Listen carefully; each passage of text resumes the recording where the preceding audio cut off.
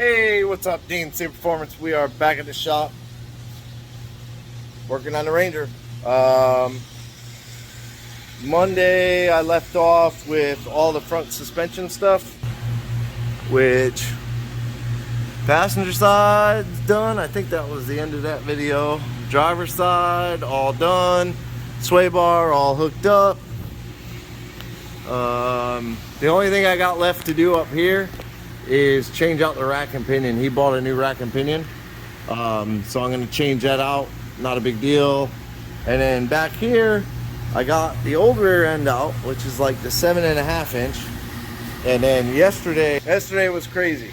I had a couple of errands to run in the morning, dump runs, so I did that. And then I had a place that had two rear ends for me, 8/8 out of Explorers, and when I got there they had sold both of them last week.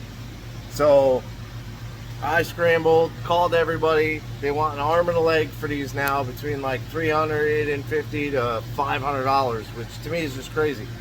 So I ended up coming here, and the front of these with the Caltracks, you press the bushing out of the leaf spring, but you leave the steel tube in. So I ended up pressing that out, getting this part of the Caltrack set up on the front of the leaf spring, on the floor, ready to go, both sides. And I called one of the you pull it junkyards, and they had, I think he said 19 Ford Explorers, varying from 96 to 2007 or 8 or something like that. So I ended up grabbing a trailer, running out there, pouring rain, found one, and I had to pull it. And they're not hard to pull. I made the mistake of cutting the U-bolts. I mean, it was a lot easier in the pouring rain and all that, so it was a lot easier. But I ended up needing them because the axle tube sizes are bigger. But I got it here this morning. The rotors aren't on, so I just threw the tires on to wheel it on. But I bought the new U-bolt kits. I got the whole rear end is in, bolted in. The brake line from the Ford Explorer goes right up to the factory spot. I got to put the clip on it, but it's screwed in to stop the leak. The vent hose is on, goes right on. The leaf springs are like perfect width. And this is an axle over swap. So if you look at this one, the pads are on the top. So the leaf spring would sit on top of this rear end, and that would push the tire down, the body up. The 8/8 out of the Explorer, the pad is on the bottom. So it takes the rear end from down here and brings it up top. So it's probably a 5-inch drop, somewhere around there. I got his fancy 8/8 diff cover on with the main cap supports, and it has a drain and a fill plug. I don't know if that fill plug is like the right height though, because the fill plug is here. I mean, that's an awfully high fill plug, so I'm not sure what that one's for, but whatever. I did accidentally nick the brake line right there, so I got a roll of brake line brought. I'm gonna get the ends off, get everything in the vise, and I'll remake this line exactly, well, as close to exactly how it is on the bench. But yeah, oh, and I also disconnected the e-brake cable off the Explorer. So what you do is you take this thing here, you take this and you kind of take two pair of channel lock, one on this side and one kind of turning this open a little bit, and it'll loosen this cable enough that you can push it and take it out. You can take this cable out. So this is the one that was on his truck, which is for the drum brake, and it has like this wedged end on it that clips into one of the little mechanisms, whereas the 8/8s have this kind of slotted end to hook on this. So his e-brake cable wouldn't work with this, but I took care, what I basically at the junkyard, what I did was I cut the cable on this side of this. I cut it way up here. I just cut it just to be quick and easy. I threw it away. Yeah, I threw it away. But yeah, I got pretty much everything done. I got a nut and bolt everything. The perches, the leaf spring perches are tight. But the new shackles back here are just hand tight for now. The traction bars themselves are just hand tight. So everything is in. Next, I'm gonna pop the tires back off. They gotta come off anyways. And then straighten out the dust shield, do that brake line. And then I gotta figure out the shock mounts. He's got new shocks, so I might need to cut the brackets off of this rear end and weld them onto this one. This is the, whoop, there it is. This is for the sway bar. He doesn't have an anti-sway bar back here, so I just unbolted it. It's over there. I'll give it to him. The end links, I cut the end links. Again, pouring rain, so I just cut the end links off. But I'll give him that. That's all his old stuff over there. His old rear end. He'll get all that back. So yeah, I'm gonna keep working on this, build that brake line, blah blah blah, and then I'll come back. Okay, so I don't remember where I left off, but I got everything all bolted in the Calipers. I think they were all in. I believe they were in, but I got the calipers on, the rotors are on. He's got the power stop drilled slotted rotors, calipers, powder coated calipers. They're the same as the front, red. And then the extreme pads, both sides. The hoses are hooked up, and these are nice, the calipers. They come with everything, all new bolts, new copper crush washers, everything. And then I went ahead and made the brake line. Not quite as intricate as the other one, but if you can see, it's in that clamp there. It's in that clamp there. And it's in that clamp there, mostly. I think it's in that clamp. Yeah, it's in that clamp. The ends are all flared. It's tightened. I think I have to tighten the top one. And I got the hose with the clip in. Let me see. Let me double check it. It looks like it's seeping a little bit. So I probably didn't tighten that one. Nope, I didn't.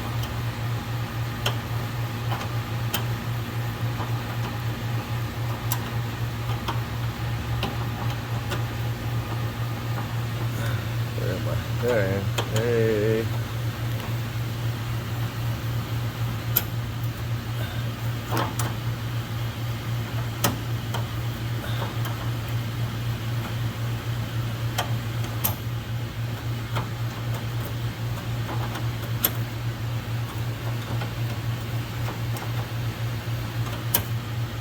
Anyways, all right, I'll tighten that, but I also got the e-brake cable all connected. I disconnected it here, stuck the new one in there. It was a little bit of a pain in the butt. I had to take this one off to change the bracket. So this is the bracket from the Explorer that holds the cables with the leaf spring. The old one, or no, that one's from the Ranger. This one is from the Explorer. I brought it. It bolts into the frame. So I took the bolt and the little lock nut thing. So I brought that one just in case, but I ended up having to reuse his for whatever reason. Whatever's different here, maybe the Explorer bolts underneath or something. It has a wider frame. I think that's what it is. It has a wider frame. So I had to use this one to keep the cables out here, but it's all connected. It feels pretty good. It's got tension on it. We'll have to push the pedal and see if they work, maybe adjust them a little bit.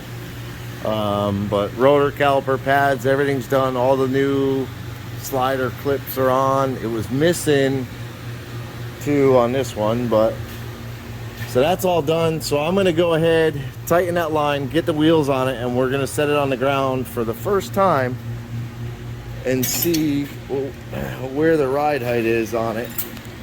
Is the old e-brake cable here for the drum brakes.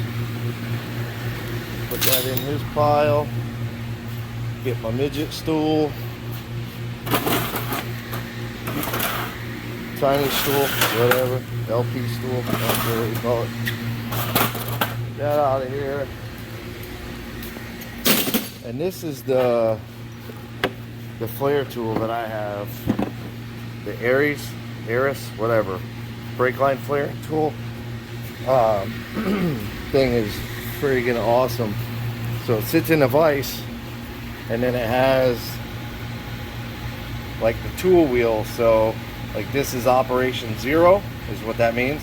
So you put the line in whatever die you're using, you put the line in, just slightly clamp it, and then you press this tool like that, and that's where your line ends up. And then you go, like for this one was 3/16, you go to operation 1 and then operation 2, and that double flares the line. So super nice tool. But like I said, I'm gonna get the wheels on it and let it down. Just real quick, with the Caltrack bars, while it's still up in the air, I try and set the heim joints so they're about the same distance out of the tube. I don't try and just adjust one end of it. I get them to where they're about the same distance sticking out of the tubes, and then I put them in. It takes a little while to do it, you know, because you're constantly pulling the bar, turning one side, turning the other side, sticking it, you know. But this way you get even adjustability. Like I would hate to have to crank on this and this heim joint bottoms out, or this one bottoms out, but the other end has, you know, quarter more thread. So that's just a quick tip. So now I'm gonna let it down. All right, so it is on the ground and much lower. I don't know a good way to show how low it is. It's not super low, but like the rear tire has a little bit, probably less than half as much gap in the wheel well. The front tires kind of sort of tucked up in the wheel well, and everything has to kind of break in still. So yeah, that exhaust is a speed bump scraper. I'll let you know that you made it over the speed bump, or that you get stuck on the speed bump. But yeah, shoo-wee, buddy. She's a little low. Like I said, everything still kind of has to break in, and it's gonna maybe. Damn, she's stiff.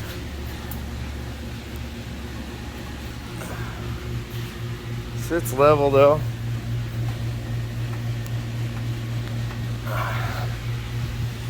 It's cool. It looks good.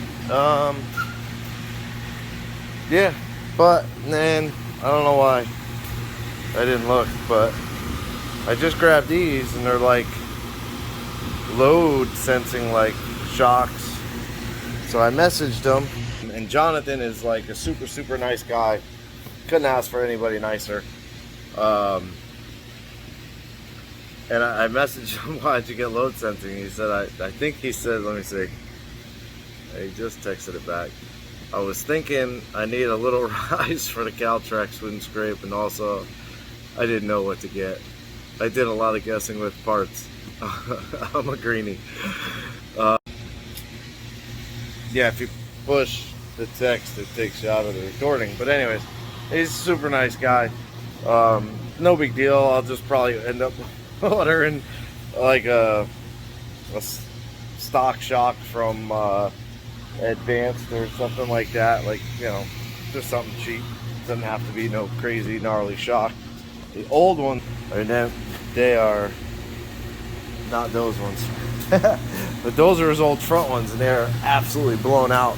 These are the original rears, and they are blown out. They basically, if you get them to crush down, they don't come back out. So, not doing you a whole lot of good there. You can see that one leaked for all the juice out of it. I got the rest of the parts out. I got the rack and pinion on the ground. I got to try and do something with this fairing kit. He has like side fairings to go on the truck. I am in no way, shape, or form a body guy or any of that. So I'm already looking. I would assume that tailpipe's got to go. That mud flap's got to go. Just by guessing, I'm not sure. Hopefully maybe there's instructions in there. Oh yeah, look at that. There's a paper thing right there.